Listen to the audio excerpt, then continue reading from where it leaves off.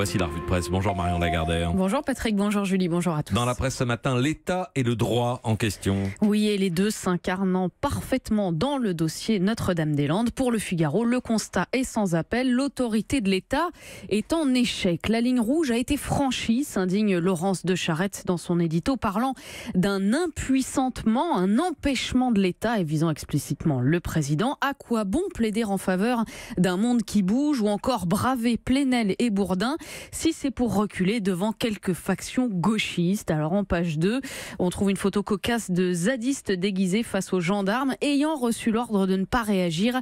Ils subissent les pitreries provocatrices des zadistes, note la légende de la photo, et il faut avouer qu'on a quand même du mal à suivre. D'un côté, la presse nous dit que ça ne bouge pas, que les gendarmes n'ont pas le droit d'agir, qu'ils sont condamnés à l'immobilisme, et de l'autre, on apprend qu'entre 4 000 et 11 000 grenades lacrymogènes assourdissantes et de désencerclement ont été tirées par les mêmes gendarmes en quelques jours. Paradoxe et contradiction, une chose est sûre, il faut sortir de l'impasse. C'est Daniel Cohn-Bendit, soutien d'Emmanuel Macron, qui le dit sur le site d'information Reporter. Il faut se donner du temps, il est possible de négocier, dit-il. Il faut que le gouvernement comprenne que sur la ZAD, il y a des gens qui veulent expérimenter. Et oui, d'ailleurs, quoi de plus disruptif finalement, de plus Macron compatible que le projet des zadistes? C'est le point de vue développé par Luc Payon sur le site de Libération. Et si tout ça n'était qu'un grand malentendu, et si les zadistes n'étaient autres que les enfants illégitimes de Macron? Après tout, ils prennent leur avenir en main, loin du soutien de l'État, de l'assistanat, diront les libéraux. Ils veulent monter leur propre entreprise, ils innovent, travaillent sans compter leurs heures, avec une énergie qui ferait pâlir d'envie plus d'un start-upper. Bref, en reniant la ZAD, écrit Luc Payon, le président se renie lui-même. Libération donc, qui voit les zadistes en premier de cordée anti-assistanat, et l'Opinion, quotidien libéral d'ordinaire chantre de la souplesse et pourfendeur de la profusion de normes, demande à l'inverse plus d'État. Ils peuvent rêver de refaire mai 68, écrit Nicolas Bétou dans son édito, mais il y a de fortes chances pour qu'on passe directement à la case défilé contre la chienlit sur les Champs-Élysées.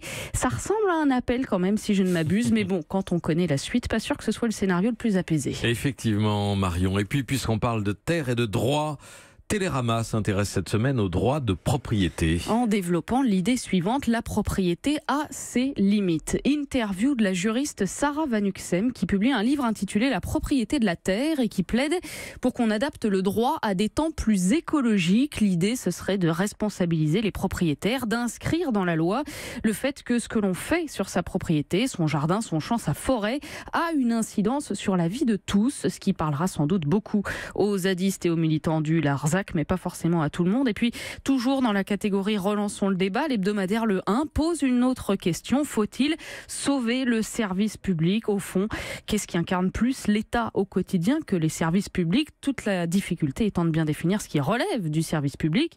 L'hôpital, l'école, les transports. Où s'arrête l'État? Où intervient-il? La citation choisie par Le 1 résume assez bien le dossier. Si l'État est fort, il nous écrase. S'il est faible, nous périssons. C'est de Paul Valéry, publié en 1938, et ça n'a pas pris une ride. Et puis en une de la Croix, on parle de droits bafoués et d'une toute autre lutte, celle des victimes de Bachar el-Assad en Syrie. Oui, long dossier sur la quête hors norme des enquêteurs européens pour réunir des preuves des exactions commises par le régime dans les prisons syriennes. Hors norme parce que la CPI, la Cour pénale internationale, n'a pas le droit d'enquêter en Syrie. C'est donc vers les justices européennes que se sont tournées les victimes de la répression. Les journalistes Marie Boéton et Marianne Meunier ont par exemple rencontré Chapal, 41 ans, aujourd'hui réfugié en Allemagne après avoir passé plus d'un an dans la prison de Saïd Naya en 2013. Accusé de défendre la cause kurde, il raconte les tortures, la barbe arrachée à main nue, les mains devenues 2 boules de sang après des heures sous le fouet. A-t-il craint de mourir? J'en ai rêvé, répond-il à La Croix, mais il a pu sortir et en novembre dernier, il a décidé de porter plainte contre 7 hauts gradés syriens auprès de la justice allemande pour crimes de guerre et crimes contre l'humanité.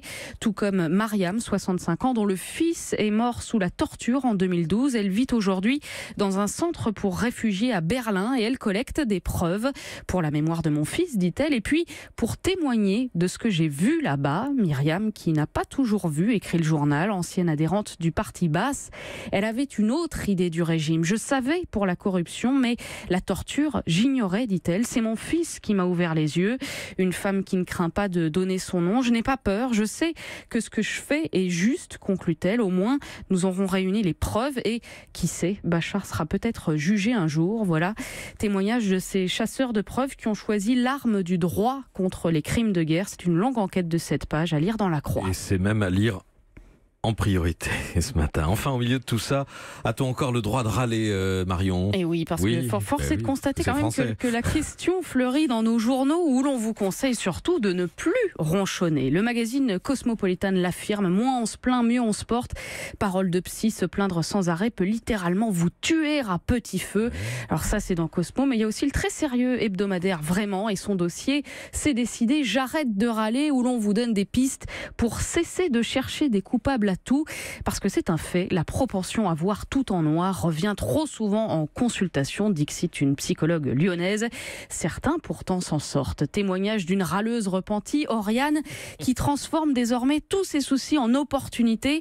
Mon train en retard, par exemple, eh bien je vois ça comme l'opportunité de lire un peu plus. Bon, si ça ne suffit pas, il y a aussi Pèlerin Magazine, interview de Jacques Lecomte, auteur du livre Le monde va beaucoup mieux que vous ne le croyez. En France, dit-il, parler d'optimisme vous fait passer pour un naïf, voire un imbécile heureux. Il est de bon ton chez nous d'être pessimiste et les Français broient du noir bien plus que les Irakiens ou les Afghans qui vivent pourtant dans des pays en guerre, et de suggérer non pas l'optimisme mais l'opti-réalisme, parce que le meilleur moyen de répondre à la souffrance, ce n'est pas la colère, dit-il, mais offrir des pistes d'espoir. Voilà, des usagers de la SNCF à ceux d'Air France, en passant par une petite poignée d'éditorialistes fâchés, ça devrait parler à pas mal de monde. Merci à vous, Marion Lagarde.